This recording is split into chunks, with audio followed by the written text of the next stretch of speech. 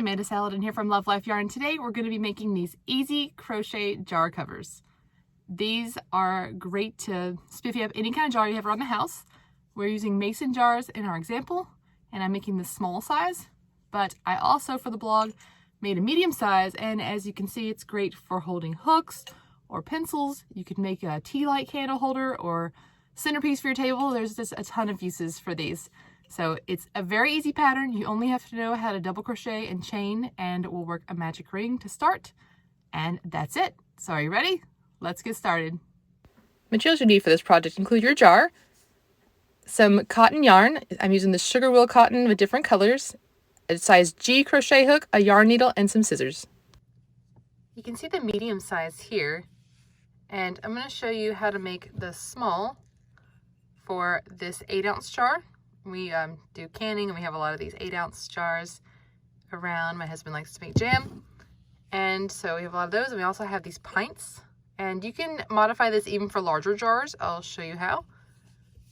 So you start down here at the bottom with the magic ring and work 8 double crochet, and you're going to keep working in a circle, getting bigger until you reach the size of your jar. So you can see the lid of my jar. You can see this right here. You work in the back loop only, give it a defined bottom. We'll work some double crochet. How many rows you do depends on how tall you want this section to be, or you could just continue and double crochet all the way up if you didn't want to see inside as much. But I wanted to do this like fillet pattern here, and then we finished off with some double crochet. And if you like, you could even weave a ribbon or a yarn through there and tie it tight. So I like to put like silverware, and we'll put like beans in the bottom, put silverware in this when we have guests, and it just stand it up, and that way they're out of the way. So let's look at this one right here. We're gonna do 3 colors. Obviously this is smaller than the other one that I just did, so we're gonna need less down here. So if you have a larger jar, we'll talk about that, how to make it larger. You just will continue to increase. So I'm going to use my dark gray, same as this one over here. I had dark gray, cream, and light gray. This was a cake that I deconstructed. And we're going to make a magic ring. Okay, move that out of the way here. So hold the yarn tail, make an X, and then hold it with your other finger.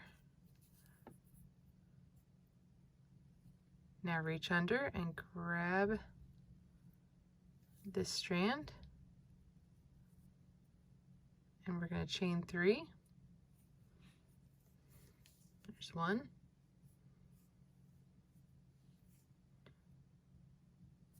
2, 3, and we're going to do 7 double crochet into this ring because this counts as our 8th. So yarn over, insert right here under both of these strands, yarn over and pull up a loop, yarn over and pull through 2, and repeat, yarn over and pull through 2.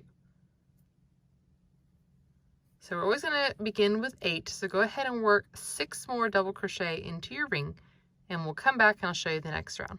Okay, I now have 8 stitches, including my turning chain. I'm going to grab this tail and pull it tight.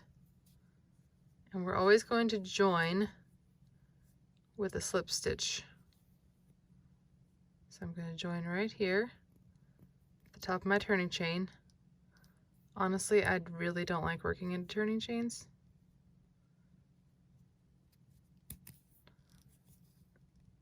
So I'll show you a trick to help with that because this is a little crazy. There we go. I joined my turning chain, so I have 8. So in our next round, we're going to work 2 double crochet in each. So here's how I get around working into my turning chain. I work a chainless double crochet, which you lift it twice the height of your shaft of your hook, hold it steady right here, and you're going to pull the hook towards you. So pull it towards you and around to the back, and your yarn should look kind of like this on it, where you're holding it still. So yarn over and draw underneath that one strand, and then yarn over and draw through 2. And then when you come to work back into it, you have this nice little V instead of a chain. So I'll go ahead and work in the same stitch, which of course is that chain stitch right here. And then I'm going to work 2. See what I mean about chains? It's so tight. I did my other one just with that chainless double crochet and it was a lot easier. So work 2 in each stitch and you should have 16 and then join right here with a slip stitch. Okay, I finished round 2 and obviously this is not big enough for our jar quite yet. So the way that you increase going from here is, you notice we started out with 1, just 8 stitches. So there was just 1 stitch per each. So 8, and then we did 2 stitches in each of these ones. So now what we're going to do is we're going to work 1 even. So we'll double crochet. Actually, our chain or our chainless will count. So technically this counts as a double crochet right here, and then we work 2 in the next space.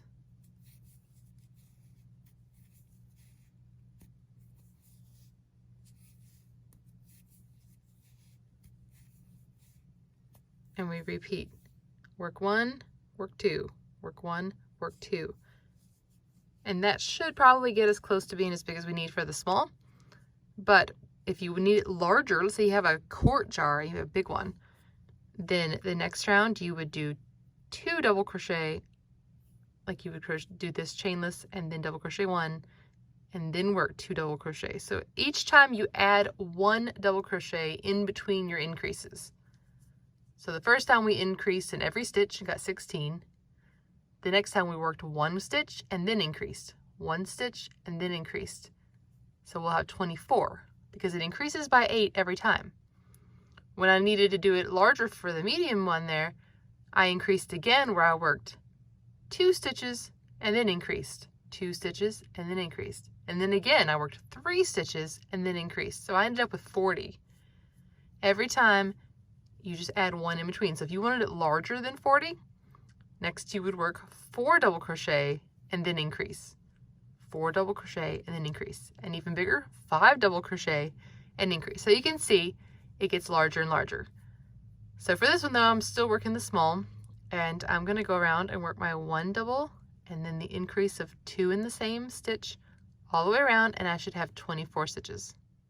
All right, I have 24 stitches now, and don't worry if it doesn't lie flat. You can see mine kind of humps in the middle there. My other one did too, but once you get it on your jar, it will lie flat. It should be about the size of the bottom of your jar, which that looks about right to me, or it can be a little smaller. This looks a little bit smaller, but it's going to be close enough because these will stretch. So you can just keep like testing it out. So once you have that, you're going to double crochet the same number of stitches. So I have 24 here. I'm going to still work with my little chainless, and do not count, do count this as a stitch, so don't work into this join here. That will be 1. That one won't be worked in the back loop, and that's okay. So to work in the back loop, you're just going to split the stitch right in the middle and just catch this one little piece in the back and do a regular double crochet, and then you're going to do that for each stitch. And what that does is it kind of defines the bottom a little bit right here, as you can see. So you don't have to do it this way if you don't want. I just like that little look at the bottom, so I'm working in the back loop only. And you'll join, don't forget to join each round with a slip stitch. So that will get you to this point. If you want more rounds of double crochet, you just work them even. For this particular size, since it's so small, I'm just going to work this 1 round solid, and then I'm going to move on to this. So I'll work my 1 round back loop only and come back and show you how to do this part right here. When you've worked however many rounds you want in the main color in solid double crochet, grab your next yarn when you come to join. So go ahead and slip it in there, grab your new color and pull through. So now you can pull this one tight and clip it off. Leave enough of a tail, obviously, so that you can weave it in later.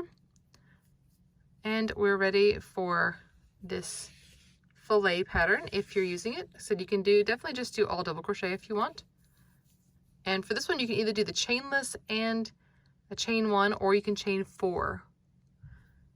In the pattern, it was easier. It's hard to explain how to do it, the chainless double crochet, without seeing a video, so I didn't write it in there. So if you're looking at the written pattern, it'll say chain 4. What I'm going to do is a chainless, because I like working into it better, and then a chain 1. Okay, so you skip the next stitch, double crochet,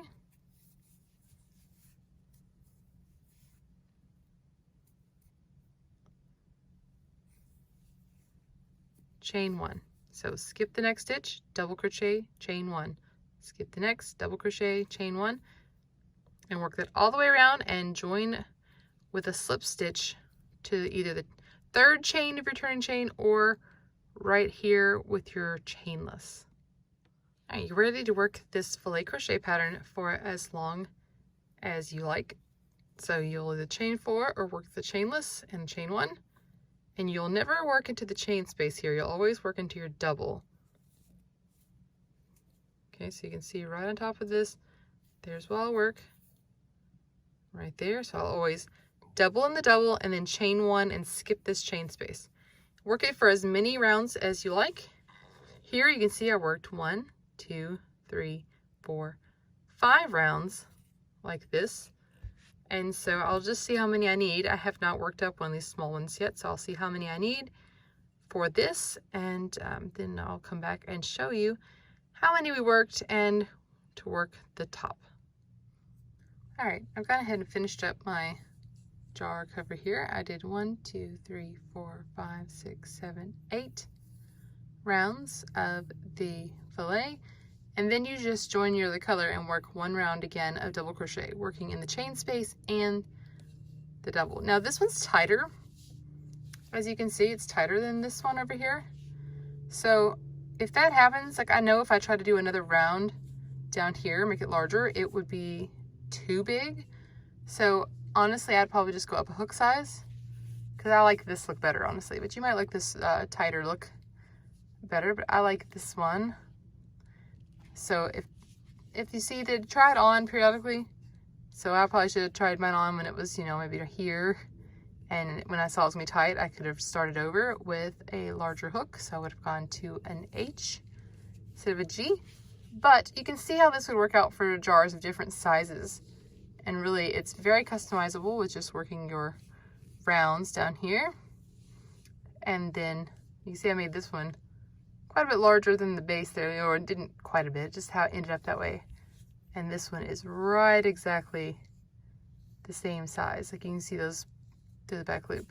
So if I made this one again, I would do it with a size larger hook, but you can see the technique is the same as I made this one, and they worked out all right for our jar covers. So I hope you'll give these a try on any jars. They can be, you know, pickle jars or jelly jars. It doesn't really matter, just to make some decorative little covers for your jars. Thanks for watching, and I'll see you next time.